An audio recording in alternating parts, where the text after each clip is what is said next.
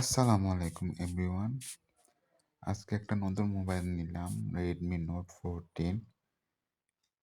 কারণ আমার মোবাইলটা অনেক ভেঙে চুরে চুরমাচুর হয়ে গেছে। আর অনেক দিন পরে মোবাইল একটা নিবো বলছি, নিতে পারছি না। তো মোবাইলটা এনে মামার হাতে দিলে বললাম, মামা মোবাইলটা আনবক্সিং আপনিই করুন।